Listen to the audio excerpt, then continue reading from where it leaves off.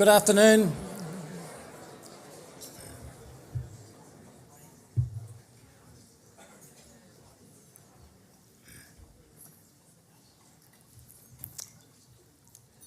Ngala kop janing nanak ngarnin wangin karajan ngarnin wangin maman janang nanak nanak karajan wangin direngman dabakan wang bodo wan nanak wot ko nanak kalak nanak buja maman janang nanak ngala koromot nanak koromot janing ngala yai ngala jerp janang nanak kayawa ngan koromot nanak komot janing ngala yai najo wangin yin kop wangin ngala kort wangin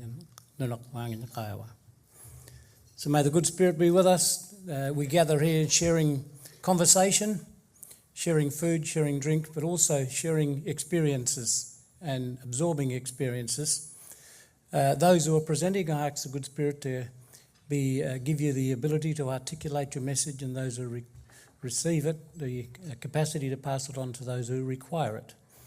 And may all of our ancestors be with us and guide us through this presentation. I'd like to thank your organisations and for the Welcome to Country included in the event. It's a sign of respect in our culture, and as I always say, the greater the respect, the greater the culture and the greater the outcome. And when this proceeding and presentation is completed, may the good spirit take each and every one of you safely back home to your families. Ngarnin kopen ye ngala buje ye ngala koling wadin ye ngan mur buje ngarin ye ngarnin kopen ye ngala buje ye ngarin girin wagin ye ngan mur buje ngarin ye kayawa, which is a little song, sort of like the first conversation, a blessing for the food. We sort of took a ngarnin, so we pay tribute to the ngarnin where the food's coming from. And may the good spirit be with you. Kayawa.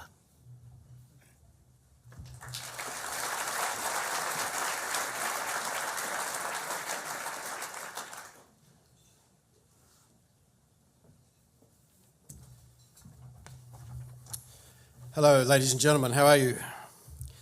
I've never seen a man command attention like Richard Wally. And Richard, thank you for the welcome. It's always a delight for you, and we respect your welcomes very much, so thank you very much. Welcome one and all to the final Perth in Focus event for 2018. Today we're gathered for the release of our latest report, Bigger and Better Beyond the Boom, Perth's Pathway to Prosperity. Today's report is the final research piece of the Bigger and Better Beyond the Boom project. The report is a culmination of 2 years' work, including 13 separate pieces of research, including 2 community surveys, 9 fact-based bulletins and special reports, study tours and internal reports, including an analysis of strategies of other cities, which other cities have implemented to grow and diversify their economies. At the outset of today's proceedings, can I not only recognise that we meet on the traditional lands of the Whadjuk people, but I would also like to welcome, representing the Premier, Amber Jade Sanderson, MLA, Parliamentary Secretary to the Premier and Member for Morley.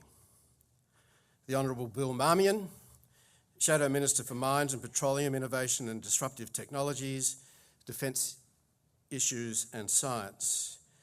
David Caddy, Chairman of the West Australian Planning Commission. Anne Lumsden, Director-General, Department of Training and Workforce Development. Rebecca Brown, Director-General, Department of Jobs, Tourism, Science and Innovation. Helen Cook, Chair of the Chamber of Arts and Culture WA. Eric Lumsden, PSM, Chair, Commissioner of the City of Perth. Gai McMath, Deputy Chair of the Committee for Perth and Deputy Commissioner of the City of Perth. All the elected members and representatives from the cities of Mandurah, Wanneroo, Perth, Fremantle, Gosnells and Stirling. I'd also like to welcome our panellists today, Justin Carroll, who is partner at PwC and chair of the B4 Steering Committee. Nadi Van Dommelen, partner at PwC and deputy chair of B4. Professor Matthew Tonts, Executive Dean, Faculty of Arts, Business Law and Education at the University of Western Australia and FACTBase convener, and Gemma Davis, long-term contract researcher at the Committee for Perth, who is also the lead author of Perth's Pathway to Prosperity. I'd also like to acknowledge Committee for Perth Directors Kate Lamont, Stephanie Buckland, John Smelders, Michael Schock, Deborah Terry, AO, and John Nicolau. And I'm delighted that we also have founding director John Atkins, fresh back from London and looking like a true Aussie again. So welcome to you, John. Ladies and gentlemen, many of you will know that at the committee's AGM in a couple of weeks, I will be retiring, not from everything, but as chair of the committee, as my time has capped out. I'm pleased to announce once again that Kate Lamont will be my successor, and I wish Kate all the best, and I'm sure you do as well, ladies and gentlemen. We're delighted to have Kate back around the board table, and personally, I'm looking forward to staying involved with the committee and cheering on its future growth and successes from the sideline, as you know I do. And I'd like to thank all of you, ladies and gentlemen, for the support you've given the committee over the last 10 years that I've been on the board. It's most appreciated, and I hope you stay strong members of this terrific organisation. The B4 project has been funded by all of our members through their annual contributions. However, the scale would not have been possible without the extra funding from our core funder, PwC, major funders, West Australian Planning Commission, Westpac, and the Aged Care Partnership, and supporting funders from Brookfield, the City of Wanneroo, the Dampier to Bunbury Pipeline, Australian Gas Infrastructure Group, as we're now called, the Department of Jobs, Tourism, Science and Innovation, Ipsos, REWA, and UWA. My thanks go to the steering committee members who were drawn from each of the funding partners and dedicated a total of 250 hours to this project over the past 2 years. Long before issues are popular or mainstream across this city, ladies and gentlemen, the Committee for Perth researches and consults in order to advocate for real and meaningful change. This project has been no different.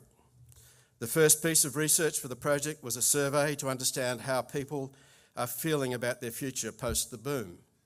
Following that, we released bulletins examining the higher education and vocational education training sector, the tourism sector, opportunities for an ageing population. We explored the spatial distribution and employment trends in Perth and Peel since the 2011 census. A comparative assessment was undertaken of Greater Perth's economic base. We explored Perth's global connectivity, the local economic competitiveness of Greater Perth, and released 2 FACTBase special reports, Perth as a resilient economy and a case study on the Kwinana industrial area as a catalyst for economic development, and finally, the Perth Perception Survey, which took the pulse of the community on a range of issues and is the third in the series. Marion Forker, our CEO, has also undertaken study tours to various cities where their leaders in government and industry have shared their economic development strategies. Important was a series of engagements with key industry stakeholders, which have included workshops with education providers, the tourism industry, and aged care providers, and this continued as we engaged more broadly with our membership base and government. At each of these, guests from the relevant sectors have proven invaluable as we captured solutions which then helped to shape the recommendations which are in today's report.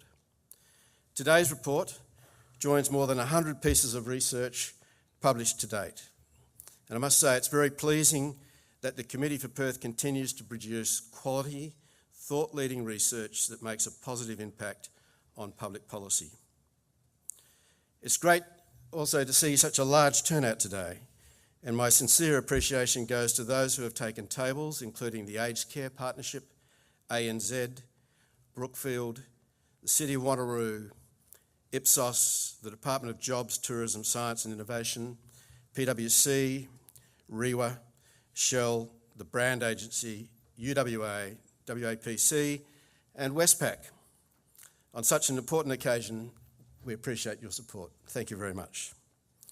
It's also pleasing to have people from so many sectors in the room today, including aged care providers, the state government, finance, local government, higher education, oil and gas, property development, IT and communications, consulting, architecture, law, mining and resources, building and construction, transport, consulting and real estate.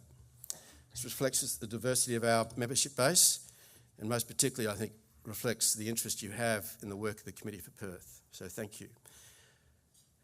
So the format for today is that following these opening remarks, there will be a presentation of plaques of new members, and I hope you celebrate new members who join you today.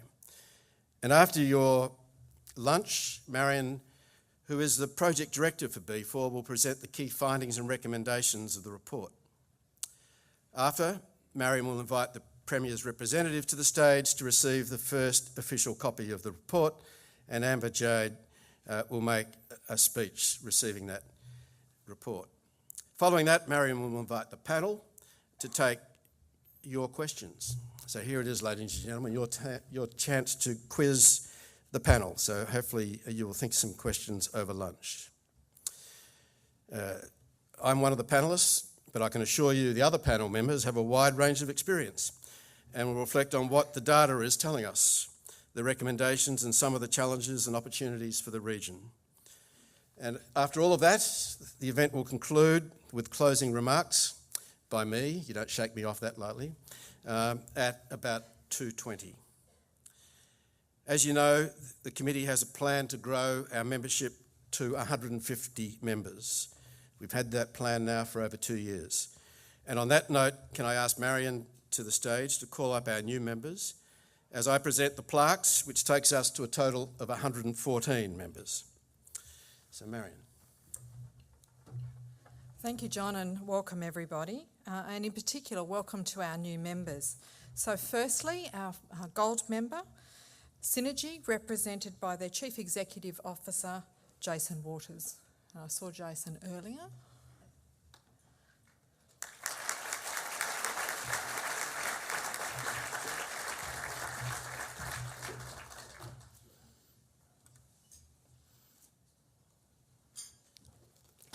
Thank you.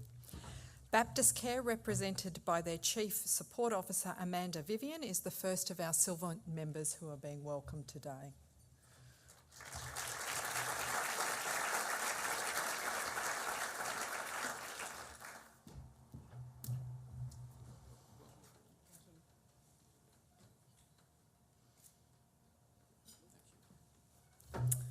The City of Perth, represented by Chair Commissioner Eric Lumsden, PSM.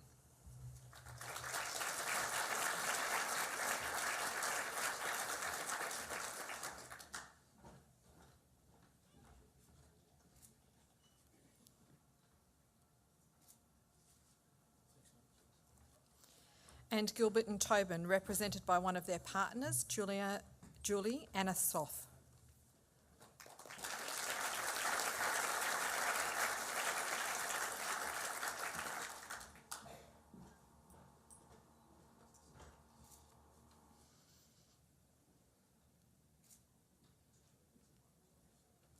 And three new bronze members today, the City of Mandurah, represented by their Chief Executive Officer, Mark Newman.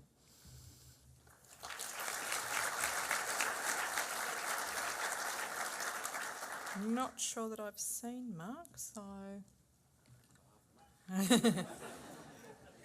Good job, John.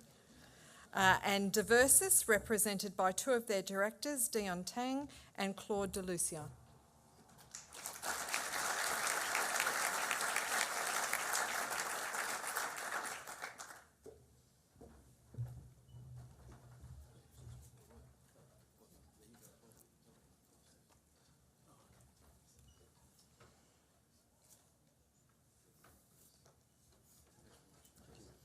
And finally, Gesby, represented by their CEO, Ben Palmer.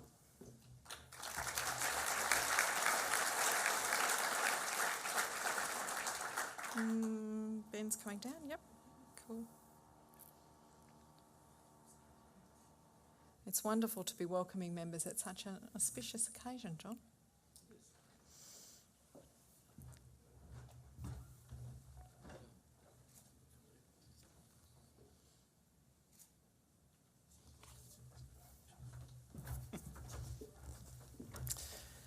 Ladies and gentlemen, would you join with me in welcoming all of our new members?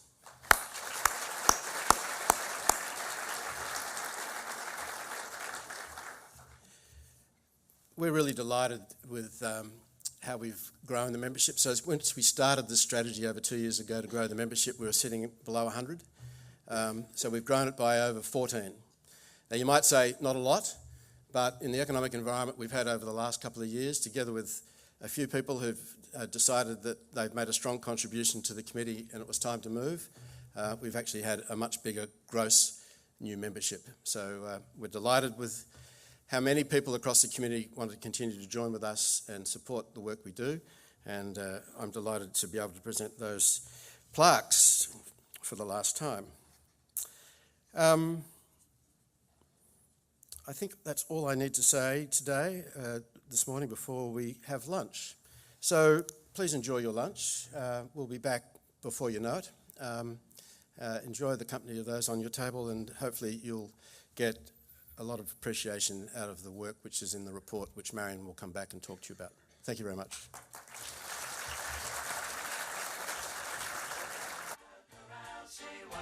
Interrupt your meals and your networking, but the tables at the front here have been finished for a while and I've got so much to share with you, I really want to get started. It's such a pleasure and a delight to be able to share with you Perth's pathway to prosperity. I'm going to take you through a little bit of the background, but I'm going to spend the majority of my time talking to you about the opportunities for Perth to grow and develop, specifically to talk about the recommendations and the actions that make this report entirely actionable. And then, as John said, I will give over the first official copy of the report to Amber-Jane Sanderson, who is representing the Premier. So, Perth's Pathway to Prosperity was born out of a community survey that we did in 2015, where the community said that they were worried about the economy. They couldn't see a plan for the future. They were worried about their own job security, and they were worried about whether their children were studying the right qualifications for the jobs of the future. We've drawn upon the enormous arsenal of Committee for Perth research, including work that we went back to in 2010, right towards the end of this project, where we worked on creating a vision for Perth at 2050.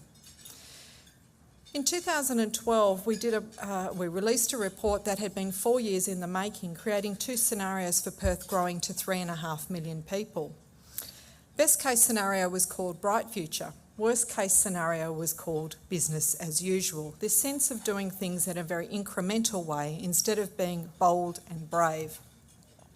And ultimately, our Get a Move On project, which was about transport and congestion, which was released at the end of 2016. And in that report we said, how can we design an integrated transport network for the future if we don't actually understand where industry is going to be located, what the jobs of the future are, and what the connectivity needs are between the two.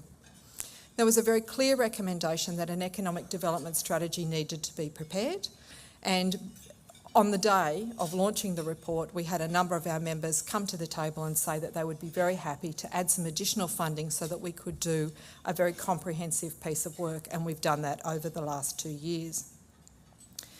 We've started, as John said, by doing an enormous pieces of research to examine the size, industry composition and spatial structure of Greater Perth. So we mean Perth and Peel, currently sitting at about 2 million people. And we really wanted to propose what were the key ingredients that we needed to have for a prosperous future. We've undertaken our typical bespoke by Perth for Perth project approach. So starting up in the top left-hand corner, we scoped a project that was very much responding to local conditions. We conducted the research, we analysed what it was telling us, and that's really the benefit of having the steering committee there, such a diverse range of people, and saying, this is what the data's telling us, what do you think the backstory is? We then benchmarked Perth's performance against other cities, and I'll share some of that with you.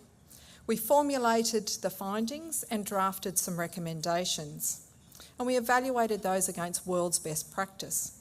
And then we socialised them, and many people here in the room today were part of those socialisation sessions, and you really did help refine them and get them down to a very good, neat set of recommendations, so thank you.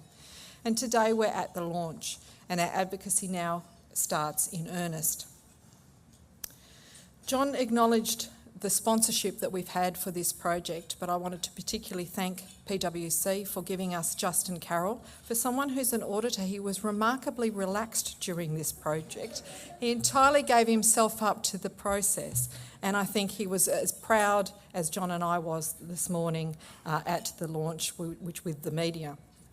We've had such a diverse range of partners, and two particularly from government, so having the West Australian Planning Commission and also the Department of Jobs, Science, Tourism and Innovation has been marvellous, as well as a number of private sector partners, Westpac, Brookfield, DBP, and of course our research partners, Ipsos, REWA and the University of Western Australia. And in this project, we had a unique partnership of aged care providers. It's the first time that we've done it, and we really benefited from having a perspective about older Western Australians reflected in this report. So here are all the research inputs. As John said, fact-based bulletins, fact-based special reports, 2 community surveys, and then the study tours that I did as part of this project and precursors to it as well, which we've drawn upon. So what was the starting point when we started to really analyse what was the research telling us? There was a growing dissatisfaction. 41% of people said that Perth had changed for the better over the last couple of years, but 33% said it hadn't. And when you scrutinise those figures more closely, it was based on how people had fared in terms of employment. If they'd had continuous employment, they were much more reflective about how Perth had grown up over the last couple of years, the stadium, Elizabeth Quay, etc. And if they'd had disruption to employment, they were feeling very negative because they were finding it quite difficult to get another role, particularly at the level that they had lost, or to get full-time hours again. Other indicators: mining investment was down, non-mining investment was down, employment opportunities were limited, our human capital base has declined, wages were staying stagnant, and our working age population is getting older. So there's some measures, and here's some external measures as well. Now this is a very busy slide and it's detailed in the report, but basically running across the top are is Perth and a number of cities that we've benchmarked Perth against, both ones within the nation and within our close region. And then running down the far left-hand column is the measures that we would all recognise as being credible sources of information and validation about how Perth is faring. So the first one is the world's most livable city, the Global Cities Index, which the Economist Intelligence Unit does. And the top rated amongst the cities that we benchmarked against is Melbourne at number 2. And Perth is sitting at 14, and we did drop out of the top 10 for the first time more recently. The second one, the Mercer Quality of Living ranking for 2018, the best ranked in breed was Auckland at 3 and Perth at 21st. Moving down the list a little bit, looking at innovation from Think to Now Cities Index. Best ranked was Singapore at number 6 and Perth at 105th. So quite a big difference there. And then moving to the bottom one, the Residence City World Best City Brands, Singapore at 2 and Perth at 62nd place. So as you can see, our own community is not feeling as happy as it once was, and by external measures we're not faring as well as we could be. We know that disruption is coming, and it's hard to quantify how, when and what impact, but we know that technology and innovation is going to disrupt us. Climate change and a shift to renewables will also be disruptive, as will social change and increasing urbanisation and globalisation as well, not to mention disruptive business models that are also coming. So when it's hard to predict the future, sometimes it's an excuse not to plan. But I have to say there are other cities taking action, and that's the beauty of looking at Perth in context of some of its competitive neighbours. So global cities have been actively planning and delivering against integrated strategies and cutting-edge initiatives for over 20 years. And we analysed them to see what were the key ingredients amongst them. And there is a central partnership approach. It's not what industry does separate to government, it's much more of a collective and shared responsibility. They build on a region's unique competitive strengths. There are measurable goals in place. There's mechanisms for review and adaptation. They have an innovation ecosystem aspiration, and there's a primary focus on bottom-up, not top-down initiatives.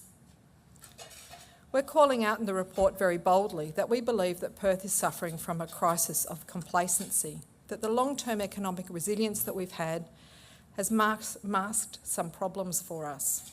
We've got abundant natural resources, we've got great periods of growth and prosperity, and that map there shows you the only two downturns since 1991. And when the downturns come, they're often short-lived and moderate, and so we don't get to that crisis where we would all pull together in the way that we should do for the future. And when you have the quality of life that Perth does and 300 days of sunshine a year, that also puts us into a sort of perspective of being very comfortable and complacent. So we believe Perth isn't prepared. Action to capitalise on competitive advantages that the Perth economy has, to stimulate innovation and investment, to respond to the global challenges that will be outside of our control, have been limited and ad hoc to date.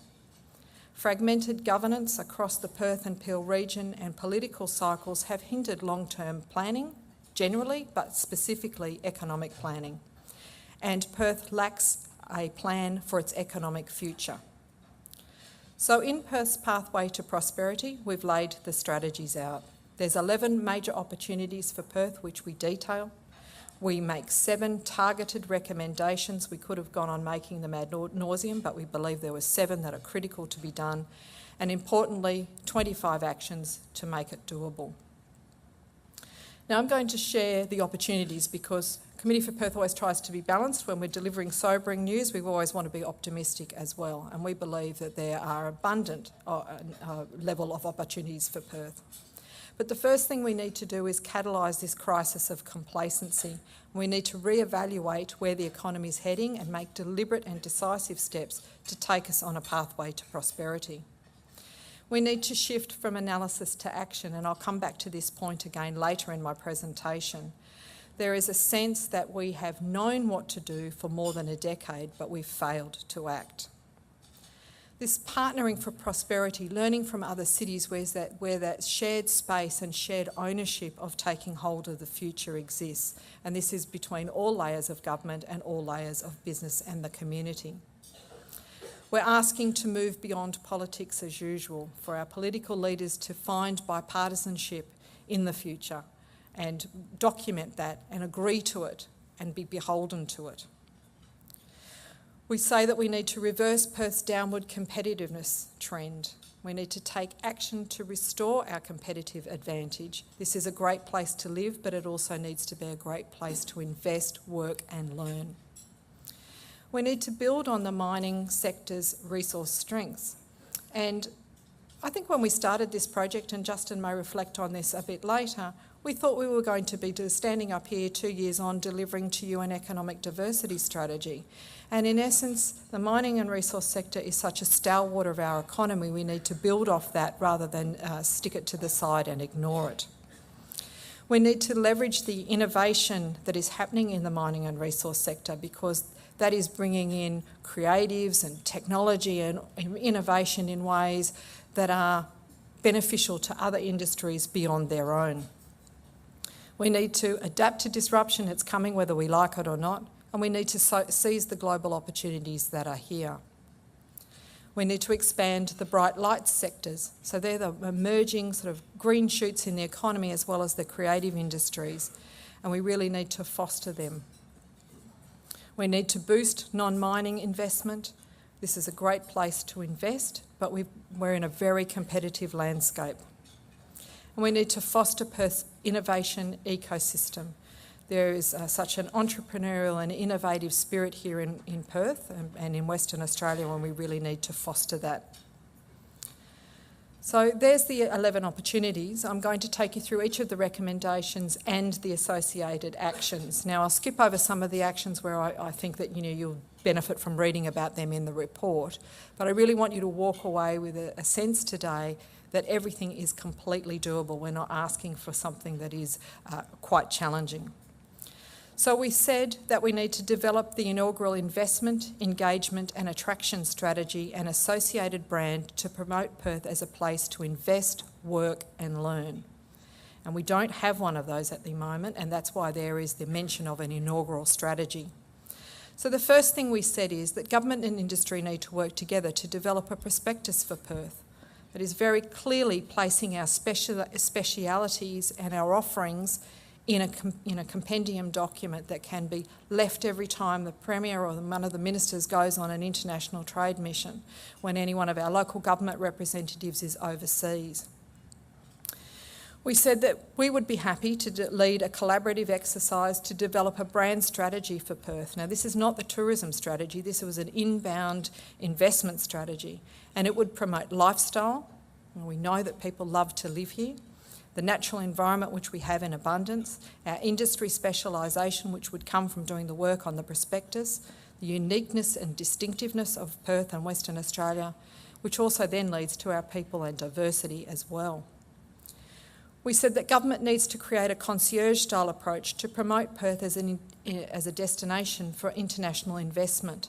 This is about opening the doors, making sure that the processes are well understood so that the investment comes because it's easy to do business here.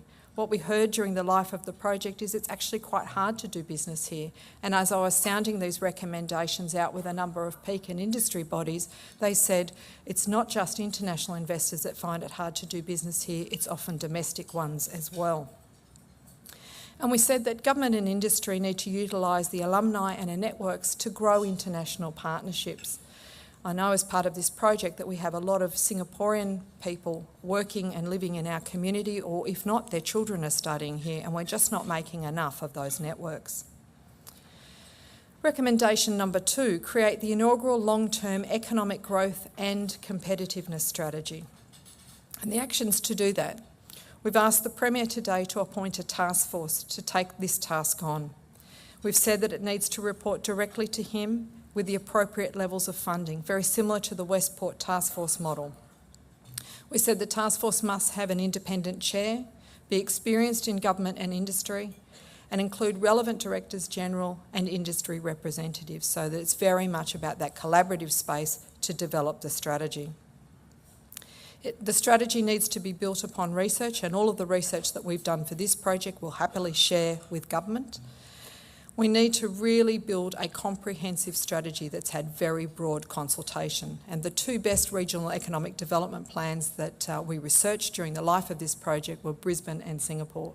Both have very different governance models to Perth, so that needs to be acknowledged.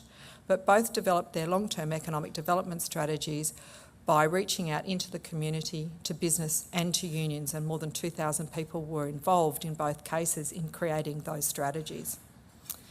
We suggest that the strategy needs to be tabled in Parliament so that it's not a document that just sits on the shelf. We're asking for a bipartisan support to it to give longevity beyond political cycles, and legislate 5-yearly updates and commit to regular monitoring and review to make the adjustments as necessary. Number 3, also in uncharted territory with an inaugural strategy, this time around infrastructure. Now, we know that the government is committed to commencing with Infrastructure WA. It'll take a while to get the legislation through. So we're saying through Infrastructure WA, or even its precursor organisation that could be set up as a task force, we really need to identify the infrastructure required to facilitate and support economic growth, but also competitiveness. So we're broadening the remit a little bit from probably where government is thinking Infrastructure WA would sit today. And there are a number of facets that need to be considered. Social infrastructure, we're very much talking about large-scale social infrastructure, so if the museum or the stadium was being done again, it would go through that process. We need to consider the information, communications and technology, connectivity, both local connectivity and regional connectivity, sustainability and clean energy. We're saying that any infrastructure that is developed needs to be world-class, and I think the stadium and Perth Arena have delivered to us 2 world-class facilities that we wouldn't want to be without now. So we're saying infrastructure must be world-class. To a degree it needs to be future-proofed, and where any buildings accompany the infrastructure, they must reflect the distinctive character of WA and Perth. Recommendation number 4, focus on sectors where Perth has a competitive advantage, opportunity or increasing demand in order to grow the economy. And if Richard Wally was still here, he gave me very wise advice at the beginning of this project. When everyone has a kangaroo each, there are no problems. So this is very much about how do we grow the economy based on our strengths, where the opportunities lie for us and where we're getting increasing demand. And around that health and social services area is really where we're getting demand as the demographic of the baby boomers comes through. So what we're saying in the actions is that the mining, resources and METs, higher education, tourism, agri-tech, aged care, renewables, science and research sectors develop reports immediately that tell government what their barriers to growth are. So this is an immediate response by industries getting together through their peak and industry bodies to go back to government and saying, here are the impediments to growth. So that's the short-term action. We're also saying that where we've got great specialisation, we need to see those case studies. They need to be incorporated into the prospectus. They need to be incorporated into the long-term strategies. We're not selling our story enough to the world. And we're also saying that over the long term, industry needs to work at a sector level and go and really think deeply about where the sector is heading over the long term. And that's as much about the disruption that's coming and the adjustments that they will make as it is about the infrastructure that they need, the connectivity that they need, and the workforce planning and development they need. And these all feed back into the recommendations so that we've got a very informed government sector. When we talked to the West Australian Planning Commission about this particular recommendation, they said it would be wonderful to have more information from industry about what its locational requirements are. And of course, from a Department of Transport perspective, they need to understand the freight and movement tasks as well. Recommendation number 5, protect and nurture Perth's ecosystem of innovation and entrepreneurship. And the actions around that are, where government is going to develop new clusters, it needs to have an anchor industry so that other industries that are like-minded can be co-located. And no greater opportunity than right in Peel at the moment with their agri-tech cluster. We're also saying that a number of, a number of the existing clusters need some regeneration, and that can be through the regeneration projects and co-locating enterprise support sectors, services within these clusters. We're saying bottom-up initiatives from government just to give the right impetus. And government, we're calling for to put itself at the heart of R&D and innovation through innovative government service delivery. Recommendation 6, smart city initiatives for infrastructure efficiency and improved livability and urban competitiveness. And actions to do this, we're saying to the government they need to go out and look at what the world is doing. Other cities are much more competitive in this space, and I've just returned from a study tour to the Netherlands hosted by the Dutch government, and I was incredibly impressed with the technology that they're deploying and the big data that they're analysing to understand their citizens better. We're also saying that we need a smart city plan. We're one of the few cities in Australia that doesn't have one, and it needs to really guide long-term implementation. And we understand that to run the Perth to Mandurah rail line at greater or shorter headway so that we can run the trains more frequently, there is over $1 billion worth of investment required. Now that's a train line that was only turned on 12 years ago, so it goes to show how quickly technology has changed, and that's why we need this smart city plan. We've also said that government needs to move to an open data source policy by making non-private, non-commercial data available. And New South Wales Transport has been having open data hackathons for the last 3 years, and a number of apps have been developed which are really world-class, that put more information in the hands of the commuter And the example that I've got is I was walking down into Martin Place Station, there was a signal failure and the train stopped. By the time I popped up with the app I was using, I knew 5 different alternatives that I could do, and I knew the time and the cost for each of those. That's the sort of innovation that you'll get by opening the data up. We said that the private sector is probably leading in this way, and government really needs to familiarise themselves and engage with industry so they can get that sector know-how. And 7, the final recommendation, but by no means the least, we've got to increase Perth's human capital base and foster lifelong learning. And to do that, we're saying that government and industry need to work together to prepare a progressive and responsive integrated education strategy. And that needs to focus on a lot. Structuring education so that it's future focused, matching resident skills and the requirements of industry, lifelong learning and ongoing skill development, equity of access to quality education, maximising competitiveness as an international student destination, connecting students with employment opportunities, and global connections, particularly Asia, Indian Ocean Rim and Africa. And this is where we need industry informing the education sector and informing government, because if that closed loop doesn't happen, the tertiary institutions and the vet sector just keep on turning out the students they think industry wants. And so you really need that very close connection between where industry's heading and the workforce requirements of the future. I said I'd come back to this sense of we've heard it all before. There's probably nothing I've said today that surprises you. I think the thing that might surprise you is that we're asking for 4 inaugural strategies to be developed, plans where there haven't been ones in place before, not in this term of government, not in previous terms of government.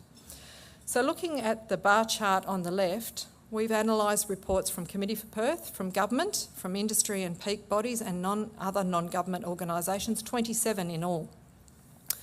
And since 2008, there have been various reports that have called on, and if you see the 4th bar from the bottom, the one that goes the furthest, we've been saying that we really need to address innovation and technology, closely followed by skills and education. So as you can see, these issues are not new. Perhaps the recommendations are, and packaging them up with accompanying actions really will get the cut through, but we've not been thinking as a community. We're smart people and we've understood what the challenges are, and we've certainly documented them in very credible reports. The graph on the right, that's very loud and bright, basically just looks at the issues in their peak, and you can see that in periods where the economy's had a little bit of a shake, we've turned our attention to more broader issues. So, and as you can see, we're at a spike period again. So we're back in this sense of what can we do better, what can we do differently? And as I said, we can draw on all of these reports, including our own Perth's Pathway to Prosperity. In one way, it was frustrating to know that all of this work had been done by others and that we were running alongside, validating all of the things that they had found. And in another, it was somewhat gratifying. And if I was a politician, I'd probably take some comfort from the fact that there is a large chorus of voices calling for the same things to be done. So, in closing, we believe that all of the recommendations can be commenced and advanced within this term of government. Realising the recommendations will only happen if government and industry work together and the community is brought in. We're going to be releasing a report about community consultation next year, and there is a quote in that report that says, if you don't invite the community in, they will invite themselves. And I think that's the point where we are now. So we need to find new ways of working together, not things being developed behind closed doors and then announced and defended. We need to do things in a collective so that we can take steps towards Perth's pathway to prosperity. Thank you.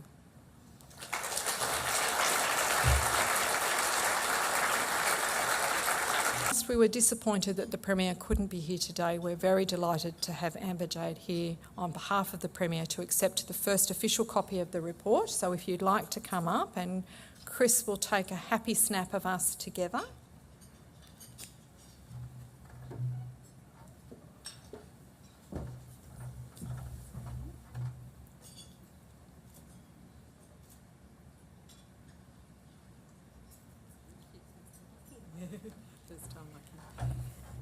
and I'll invite Amber Jade to make a few comments on behalf of the Premier.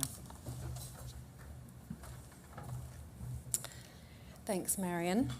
First, I'd like to acknowledge the traditional owners on the land on which we meet today, the Noongar Whadjuk people, and pay my respects to their elders past and present. And I want to thank Richard for your very warm welcome to your country this afternoon. I'd also like to acknowledge John Langulon, Chairman of the Board of the Committee of Perth, and Marion Falker for the Committee for Perth's CEO. It's an honour to be here today to represent the Premier, accepting the report Bigger and Better Beyond the Boom, Perth's Pathway to Prosperity. The report and the process for its development reflects the Committee for Perth's deep passion to ensure a better future for our city. I congratulate Marion and her team for producing such a comprehensive assessment and vision. The research that you do is so important for us as policymakers, and I know that I've drawn on the Committee for Perth's research over the last few years when I've been in the Parliament, looking and assessing bills and legislation that's coming through. So it's incredibly important. Good policy is born out of quality research, so thank you for that. Perth has evolved significantly in a very, very relatively short period of time, both geographically and culturally. When my parents first arrived from the UK in the 70s, Maddington was where the edge of the metropolitan borders were, and it was literally a sandpit. So it's very far from that now. Our population is larger and more diverse than it's ever been. Perth is a very desirable place to live, and we see that with the numbers of people choosing to make Perth and Western Australia their home from other places in the world. While WA's mining industry has grown considerably in the last 15 years, the fortunes of our city are more than ever linked to developments in the global economy. And one of the key findings of the report is that there has been a crisis of complacency in planning for the state's and Perth's future. During boom times, there was not enough consideration given to long-term strategies and diversifying our economy. The boom did provide many benefits for Perth: higher wages and increased state revenue, which has been used to develop community infrastructure like Fiona Stanley Hospital. But when commodity prices fell and the pipeline of new projects shrank, the economy and the state's finances were left very exposed. The reality is that many people lost their jobs and others had their hours cut. We're seeing less secure employment, more automation, and more underemployment. And these developments are underlying a shift from confidence to nervousness. So government has a responsibility to ensure that the prospects of future generations of Western Australians are not beholden to the iron ore price alone, and it is our job to reinvigorate that confidence, which is why the government has made jobs its number one priority, and economic diversification is key to that. There are so many opportunities available to us which capitalise on our strengths, and there is much crossover between the recommended actions and what government plans on doing, or in some cases is already doing. Immediately upon winning government, we held a number of consortiums with businesses in tourism, aquaculture and international education. Today, Perth has been missing out on the international student market, and today we launched the International Student Strategy, aimed at positioning us as a leading education destination. The cultural and economic benefits of international students are very well understood. There are huge opportunities in lithium and the rising demand for batteries and energy storage.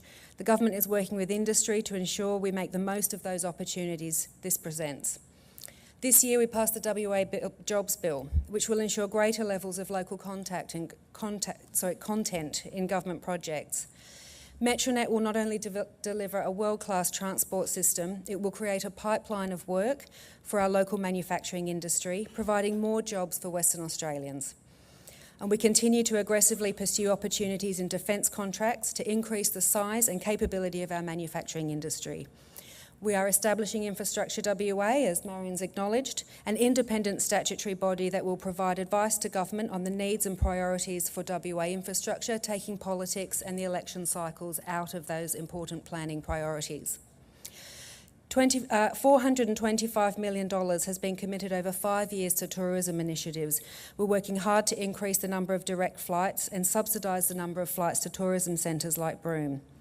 The jobs that my kids do probably don't even exist today, which is why the government is developing a STEM strategy to provide West Australians with STEM skills and jobs for the future. This is particularly important for girls. If these are the jobs of the future and we're going to seriously address the pay gap that we have currently in Western Australia, we have to make sure our girls are skilled in those new future jobs, and science and engineering is a big part of those future jobs. We're also currently developing the economic development strategy. At the heart of this government's strategy is diversifying the economy, and mining will always be an important part of our economic landscape. We cannot continue to rely on that alone. We should be optimistic about Perth's future, but be wary about being complacent. I want to thank the Committee for Perth for its hard work and look forward to the ongoing discussion about how we can work together to make Perth prosperous for everyone. Thank you.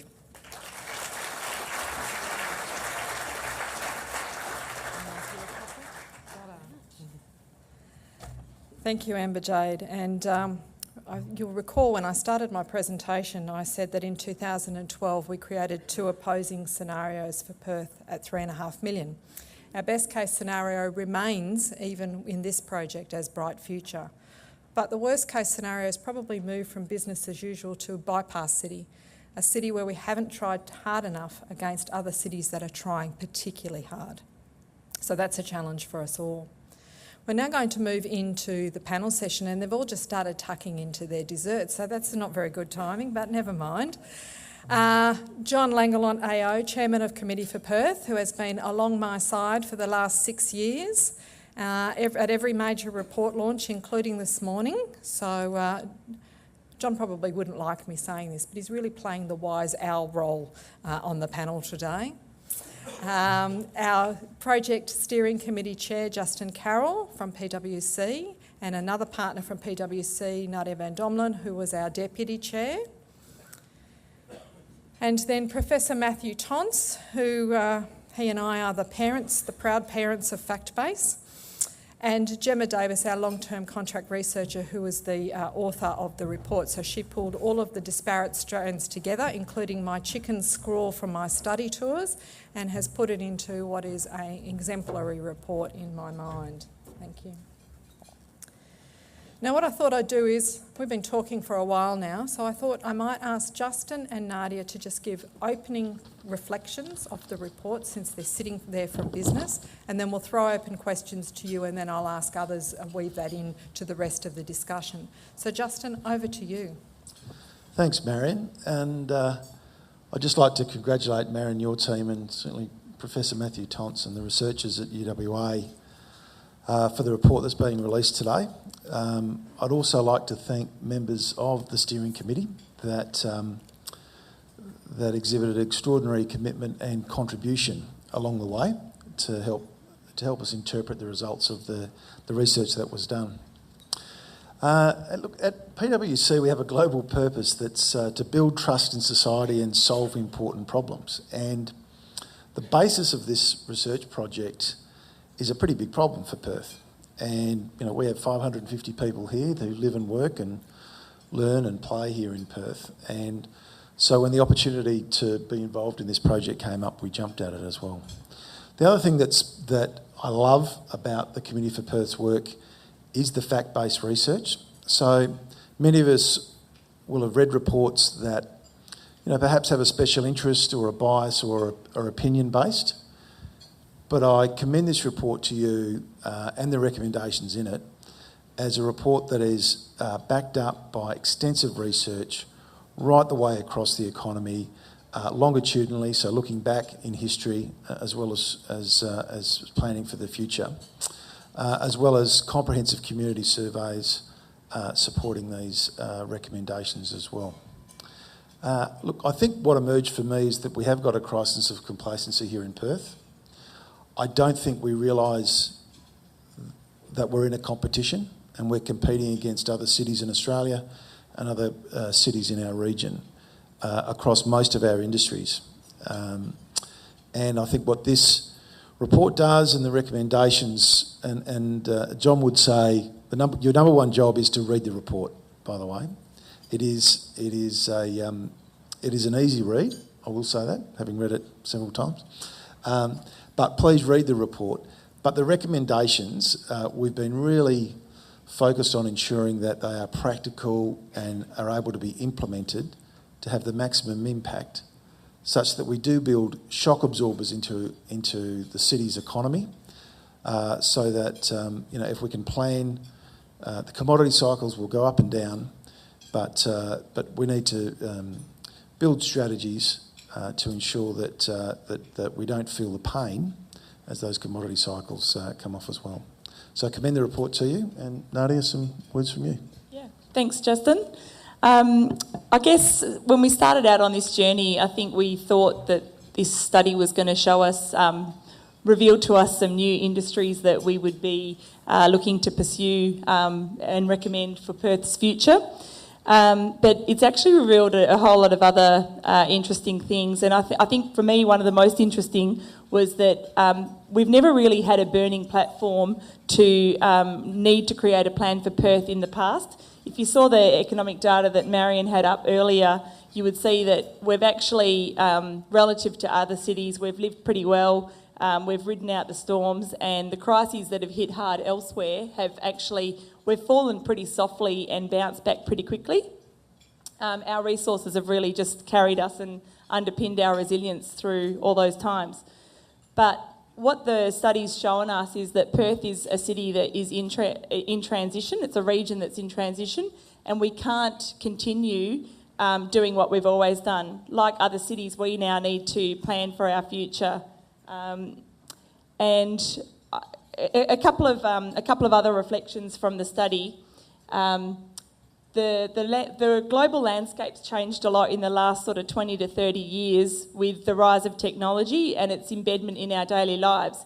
And that's, curiously, it's brought elements of real certainty into discrete parts of our daily lives, but it's also brought with it unprecedented uncertainty in the business landscape. And we as a city need to respond to that uncertainty to be relevant where we can. There are also many outdated perceptions of Perth that taint our domestic and international image.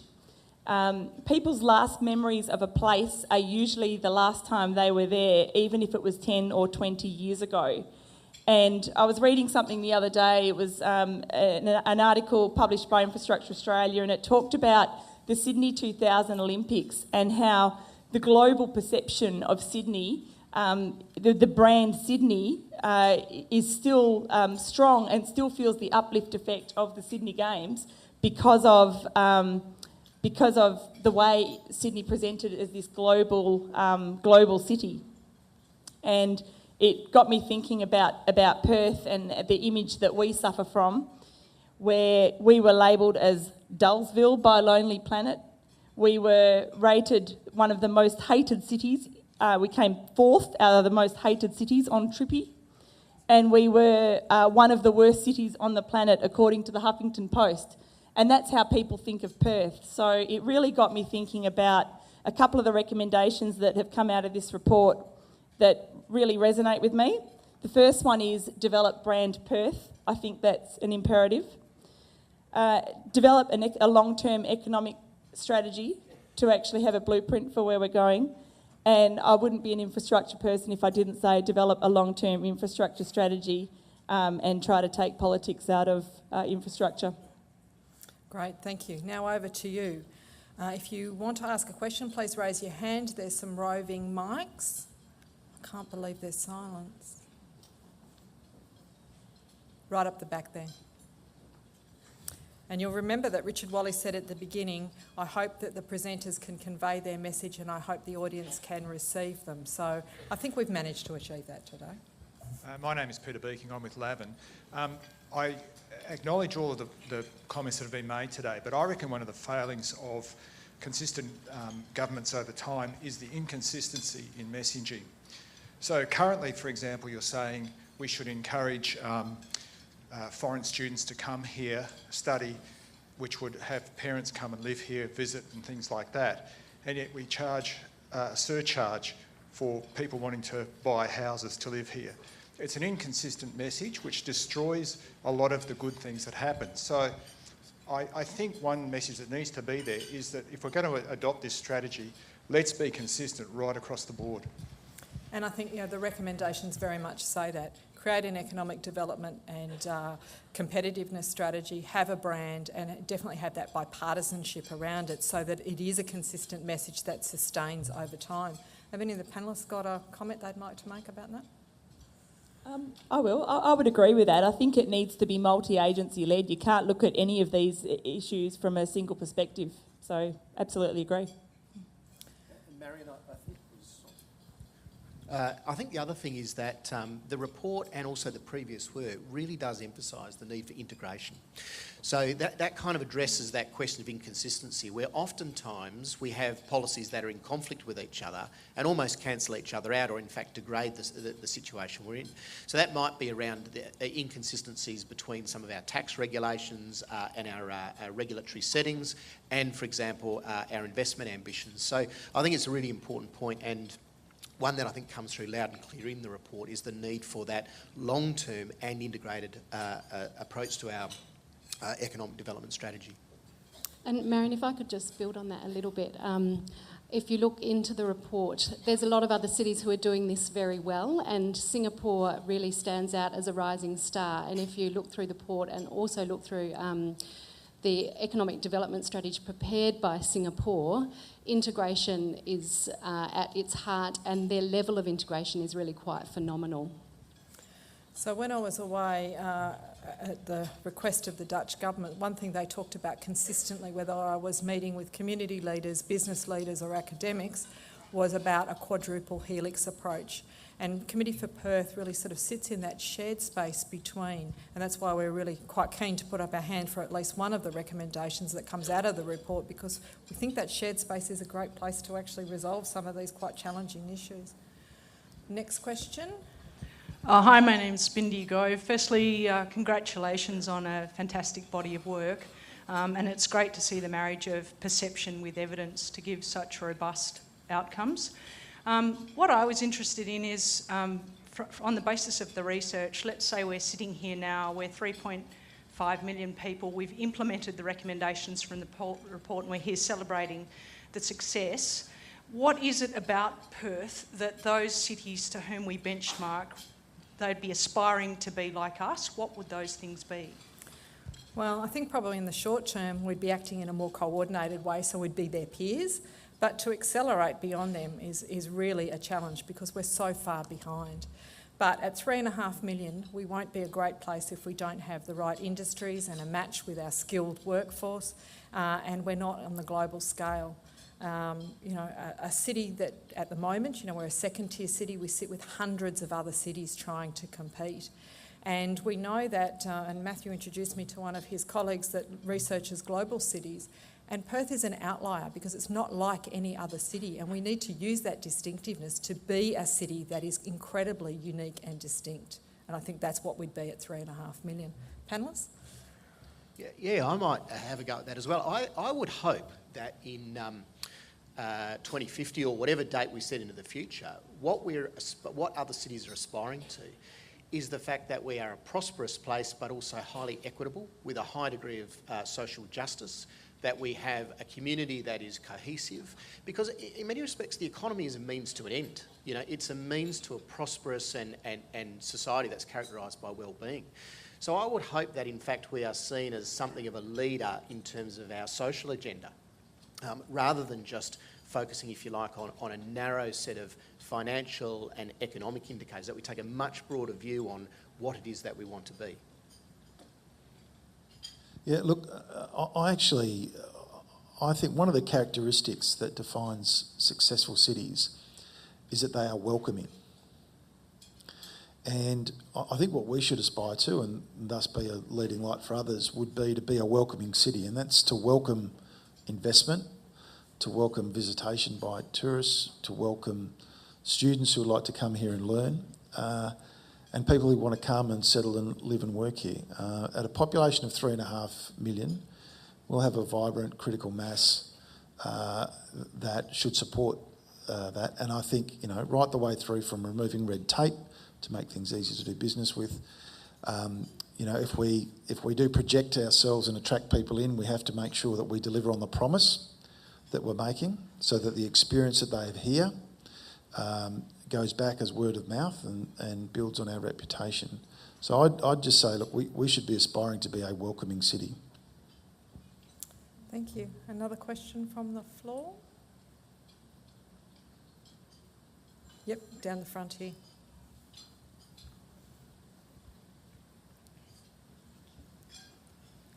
Hi, Alana Joski from the Westport Task Force, and thank you, Marion, for the shout out to our project earlier. We are a multi-agency project led by an independent chair, and we're developing a freight and trade strategy for Perth for the next 100 years.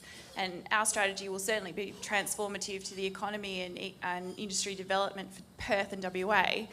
But one of the biggest hurdles our project has to overcome is this barrier of resistance and fear of change in Perth and the wider community. And I was just wondering if the report addresses this issue, and if the panel has any advice on how we can actually bring the wider community along on this transformational journey.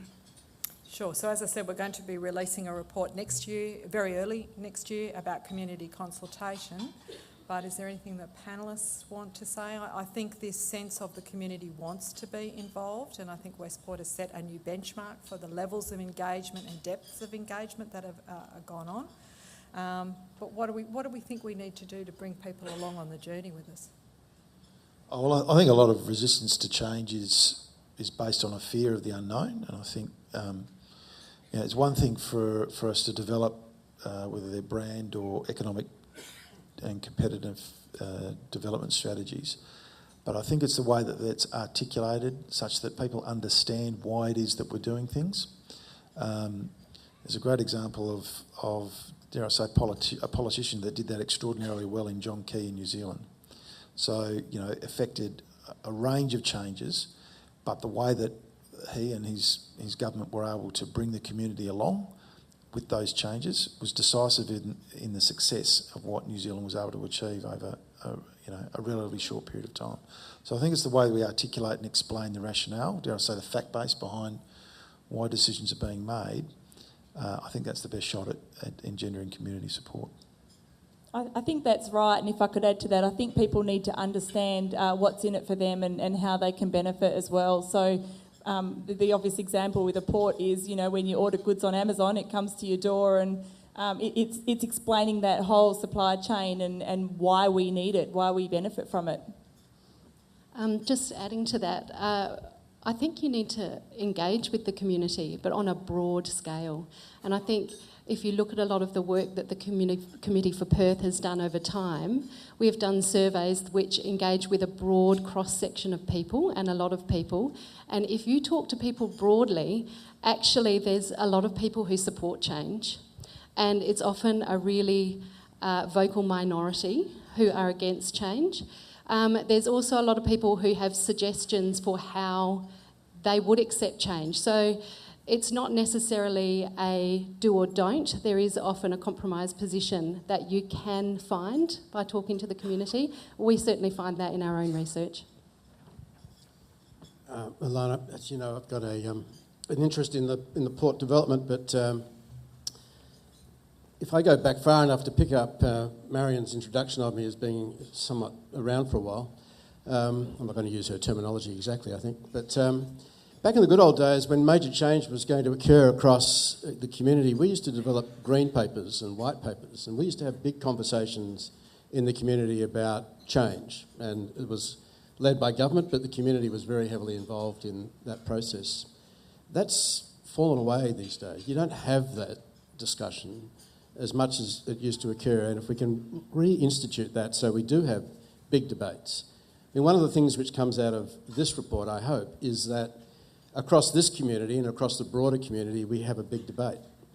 For instance, the various industry groups across this community, hopefully they seize this opportunity and get on board and instigate a debate. And I'm sure the government is going to involve a discussion with the community because they are going to look at developing an economic strategy in the new year. So these matters are ripe for the taking, but it's up to us to get involved in the discussion. I mean, the committee can take this so far, but we need many others in the community to get on board, and hopefully don't be shy. And it would be terrific if the media could just be a little bit deeper than a one-article event. It would be nice to see a real discussion occur across our major media on this matter, and that would, I think, change the environment. I think another thing is we shouldn't be scared of the vocal minority. You know, my attitude is when I'm on major projects, I try to bring them in as early as possible and engage with them at the very beginning, rather than trying to work in the background on the narrative and assume that you know what their issues are. It's just actually, I normally try to single those people out and chase them down, and I want them on my user group. Yeah, I think sage advice. Another question? I can see some hands up. Yep, Maddie's going to the back of the room.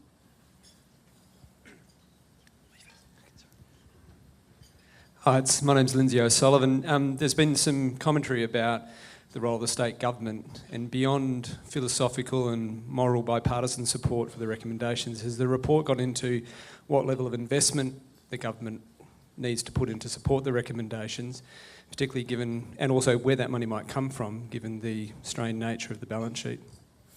No, I have to say that we haven't considered that. We've talked about the strategy development and a couple of $1 million that need to go into each of those task forces to be done. But it will probably be a bit premature without the sort of industry input. But in a lot of these other jurisdictions, it's not government doing the heavy lifting, it's actually industry. So we think that there needs to be much more of industry in this discussion than probably has ever previously occurred. Others? Yeah, in Parramatta, in Western Sydney, they did the Parramatta We're Building the Next Great City campaign, and they put together their strategy there, and actually they raised a levy through business to help fund it. I think they raised about $8 million to do it. And another model that I'm familiar with is the Greater Manchester Council, who wanted to develop a light rail system. And they, in the first instance, they've got like a ring road, a bit like the London ring road, and they countenanced the idea of having a congestion charge, and the residents were all completely against that. So their second in their sleeve solution was to actually have a region-wide property tax, and that has what has funded the light rail system over almost a decade now. And, you know, government is a beneficiary of that approach. But I have to say it was a good political manoeuvre, actually understanding what the community wouldn't live with versus what they would actually live with. So every resident of Manchester makes a contribution to the public transport network. Yeah, I mean, Lindsay, I echo Marion's point that, you know, I'm not sure what it'll cost, but I guarantee that the cost of doing nothing will outstrip that by a country mile. Yeah, the sort of sense of ad hocery I think we've got here by good management, our wise owl at the end here. You know, has it been good management or has it been good luck? Oh, you always need a bit of luck. We are a very rich jurisdiction and we've enjoyed big cycles, and the report points out the big cycles. The last big cycle, though, was one where we really did let things get away from us. And if you look back across the period of 2008 to 2017, we really did waste a lot of money. We had no plan on how to manage the state's finances. We had no plan on how to run the state economy. And we spent a lot of money on ad hoc projects developed on a knee-jerk reaction, delivered after the key point of the economic cycle, and now representing a significant waste. So we've had the luck that we've had a resource sector sitting behind us which hasn't created real problems, notwithstanding the $40 billion we carry on the balance sheet, or we will soon, from that period of lack of planning. So what this report is saying is it could be so much better if we just spend a bit of time having a look at a strategy and renew that strategy over time, as all businesses do, then the outcome could be so much better. We could actually have looked hard during that period when economic activity from the private sector was so strong about why did we need all of that public investment, and why did we push prices in this jurisdiction to points where, frankly, even today people are still talking about the cost of a hotel room in Perth, even though you can pick it up now at about a third of the price. But that's the legacy which we've had from that period of lack of planning. So what the report's saying, the report's not asking for a revolution. The report's not saying let's do something which has never been done anywhere else. What we're saying is let's do things which smart cities do, because they're doing it, and if we don't, we will pay the price. To pick up Justin's point, if we don't do this, the cost of not doing it is going to be far greater than the cost of having a crack. For those of you who read the report cover to cover, there's a chapter called Failure to Act, which Gemma wrote and then I ran over the top of because the steering committee said it's not bold enough. It doesn't hit people in the face enough to tell them why we need to act. And certainly a number of the other cities that I visited who had done really good economic development planning had a crisis. That had been the rallying cry, where they'd lost their previous economic advantage. It was being eroded through competition or geographical uncertainty.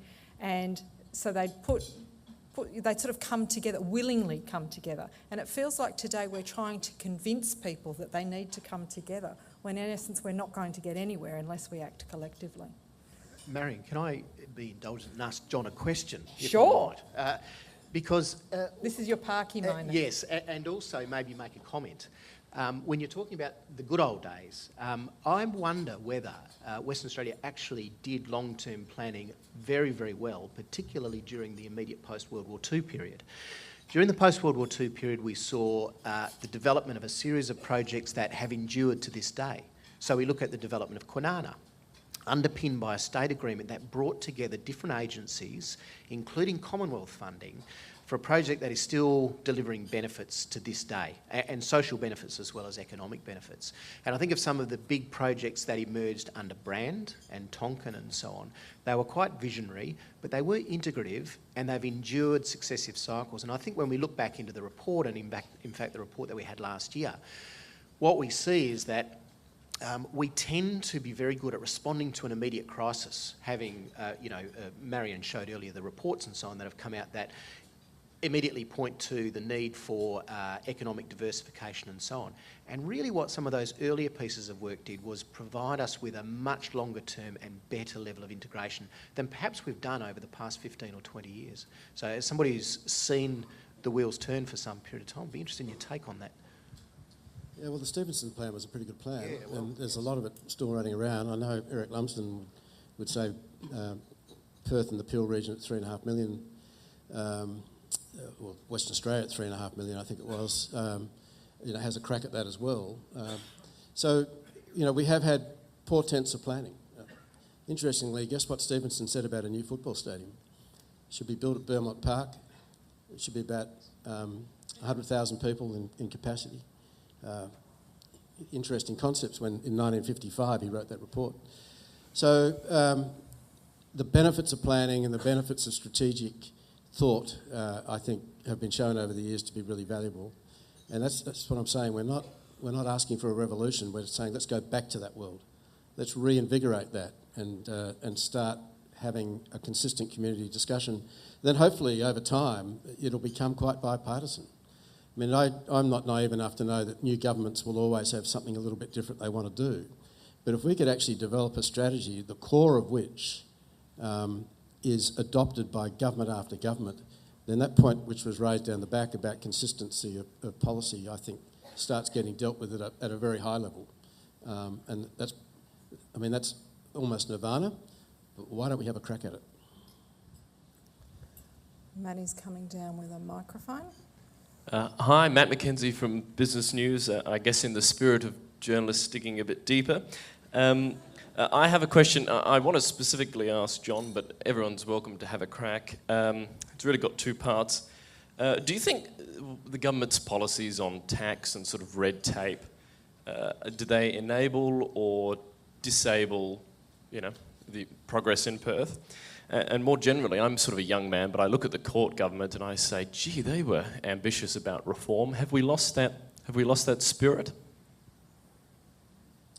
Well, I have a vested involvement in the court government, of course. That was back in the days when privatisation was a pretty good word, and you might recall a few privatisations occurred, like the insurance company, the bank, the pipeline, the rail system.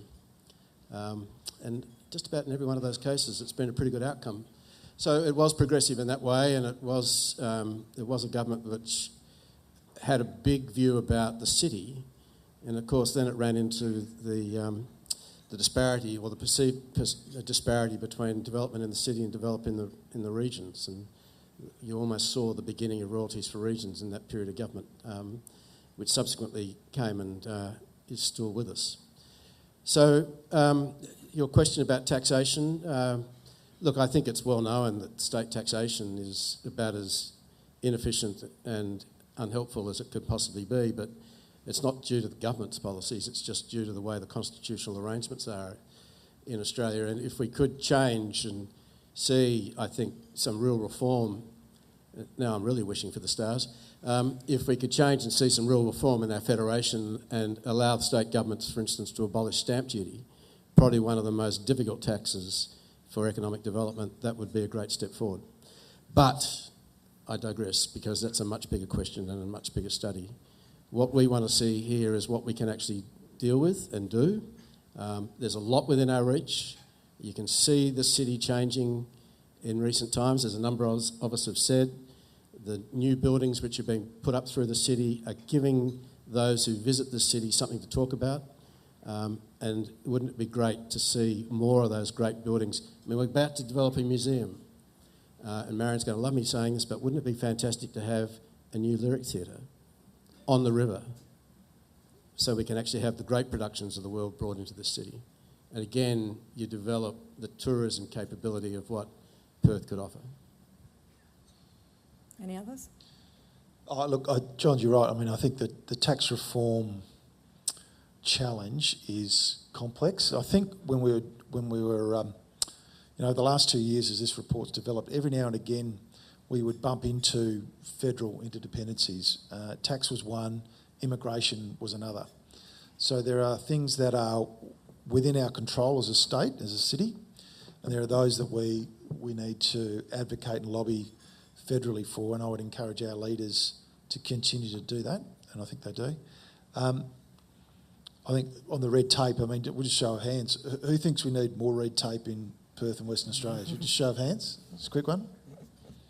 So I think the answer is, and it's a feature of successful cities that those of us that have the privilege of travelling around different places observe, is that business, society, the community is allowed to get on and grow and develop and prosper, and it's typically coupled with reduced red tape on the way through. So I think we've got a ways to go on that. All right, I think Maddie was walking somewhere. One down the front here. Hi, Rebecca Brown from the Department of Jobs, Tourism, Science and Innovation. Thanks enormously for the report and certainly the opportunities that it outlines for our city. I'm also a proud West Australian, and I wanted to touch on the point of complacency and to get the panel's views about how we galvanise that energy and excitement and pride that we have in our city. I think that's a great question, and I have to say complacency wasn't something that we thought of.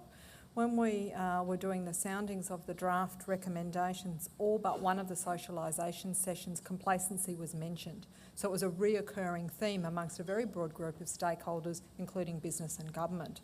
So each of the panel, what do we need to do to galvanise?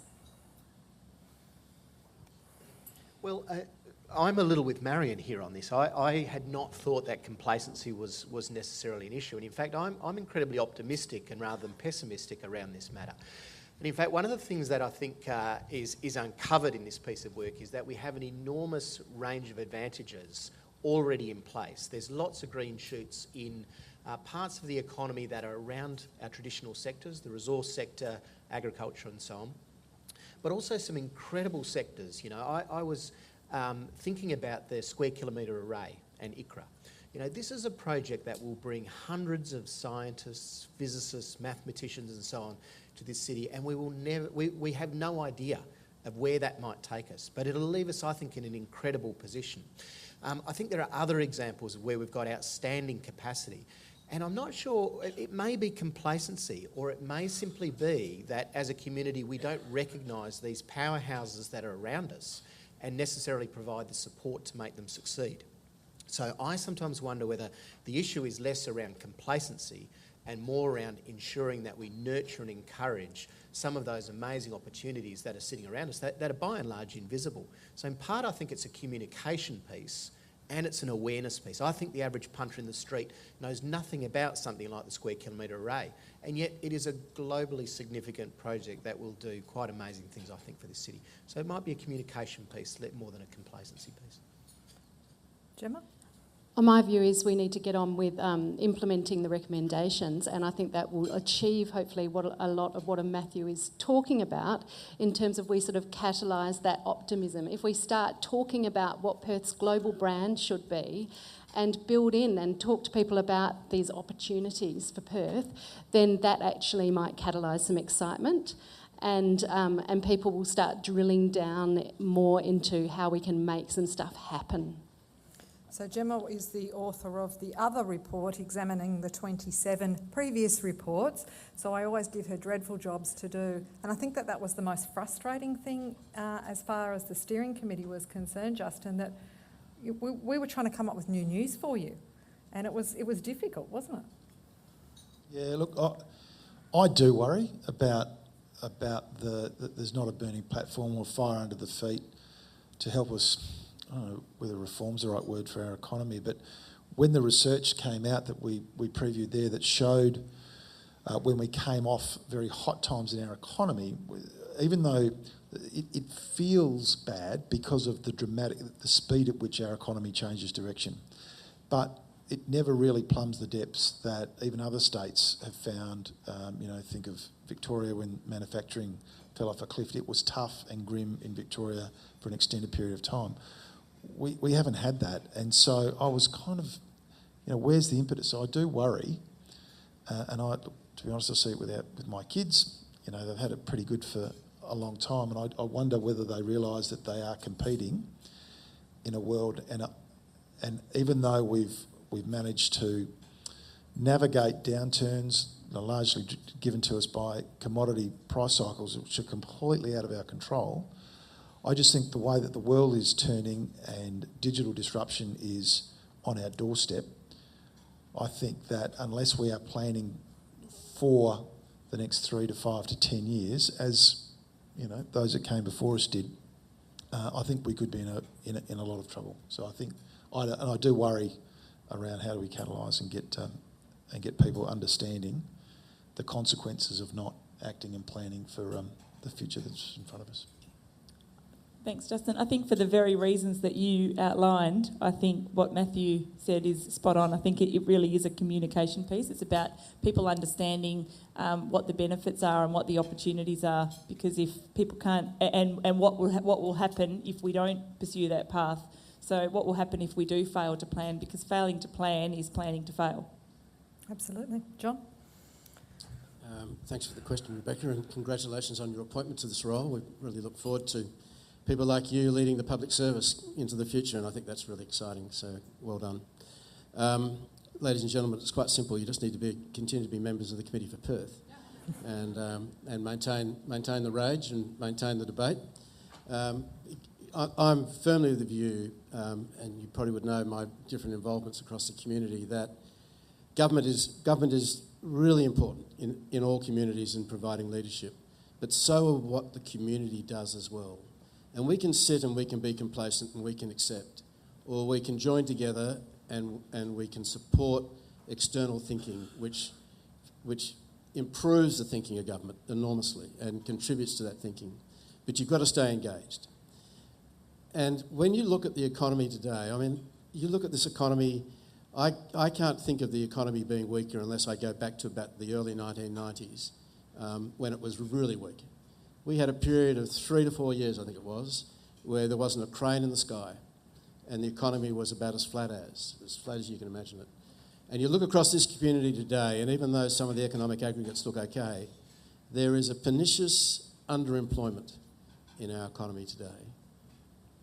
And our mining industry is probably doing better than it's done on average over a long period of time. Will we have one of those great peaks again and have another boom, or will we settle with about where we are? And if we do that, then we have significant underemployment of our resources, particularly our human resources. And in those periods which I've watched, and I was one of them, you leave WA, you go elsewhere. Do we want that to be the first option for our kids or our grandchildren? Or do we actually want to look at developing a discussion and insisting on having a discussion which sees the diversification, and you see this jurisdiction being as attractive to live as any other place in the world? Because many of you who employ people, many of the companies in this room who employ people, you want to get the best people in the world to come here, and we've got to provide the exciting environment for those people as equal to where they will find it elsewhere, whether it's in New York or Sydney or London or Melbourne. It's got to be in Perth, and that's the challenge for us. So your question is a great one, but it's up to us. It really is. Right, is there one last burning question in the middle of the room? George is coming to you.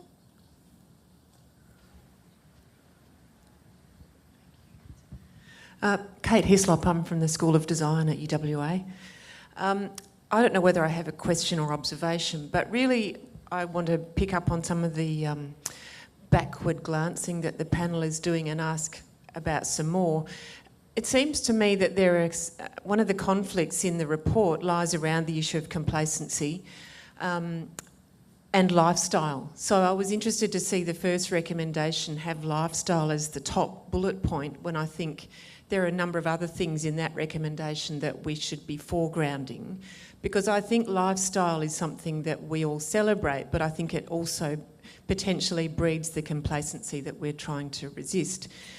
So I think a more interesting focal point for us is enterprise and innovation.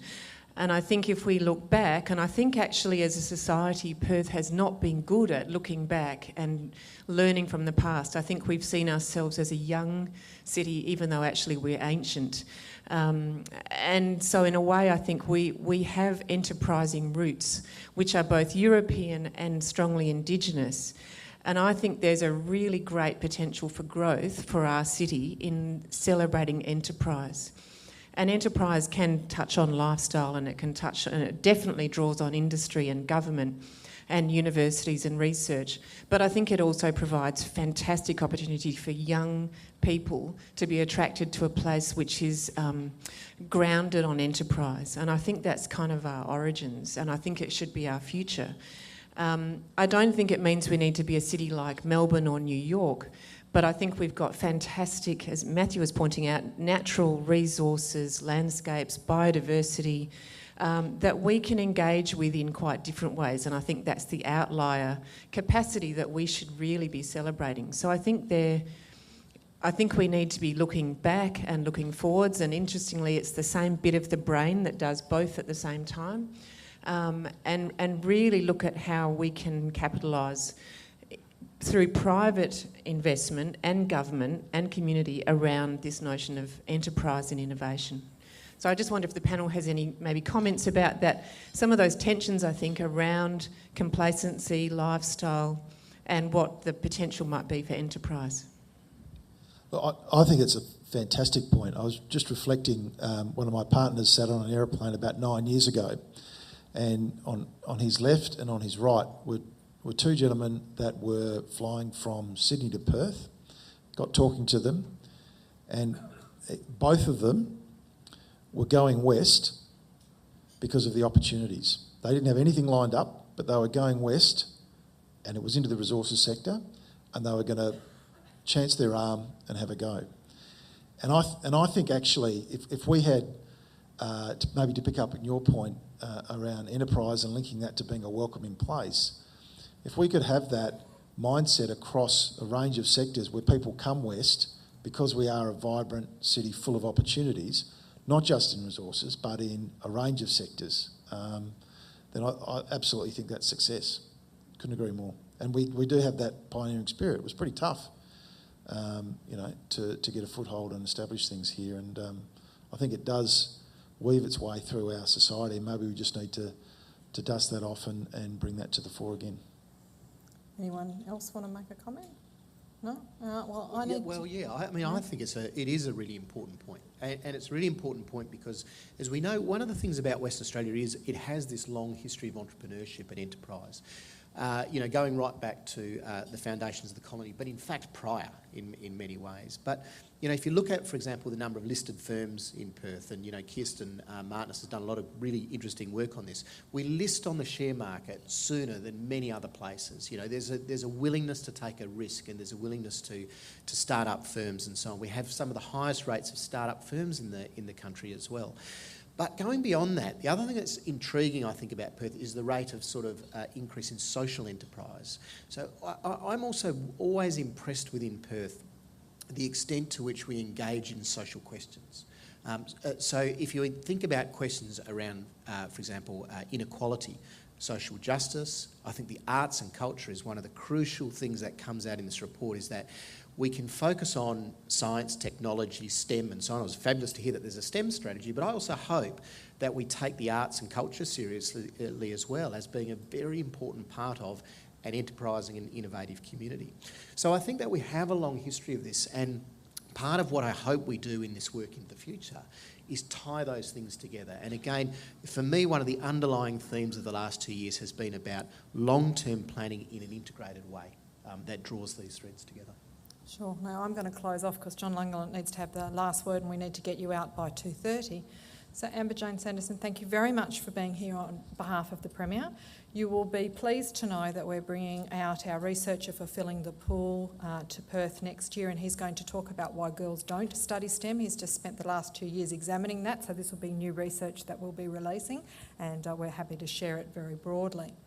So starting with the panel, Matthew, thank you very much. There's been moments when you nearly lost more hair over this project. Gemma, who always manages to pull a rabbit out of a hat, I give her the most difficult tasks and she always delivers, so thank you. Justin has been so relaxed during this process, but has been a very good agitator and reminder of why we're doing it. It's very important for people, for the economy to grow. And Nadia, her insights into infrastructure and her passion to complete the stadium project while she was doing this project were at the forefront of all of our minds. And John, who's always my wingman, and thank you very much for being here today and being the wise owl on this project.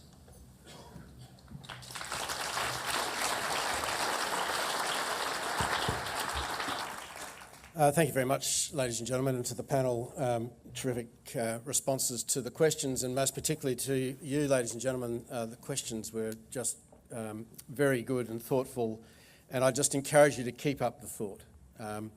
And I also encourage you to read the report. The first thing you've got to do, go home this afternoon, just tell the boss you're going to take a couple of hours off and read the report. I'm sure they'll be understanding.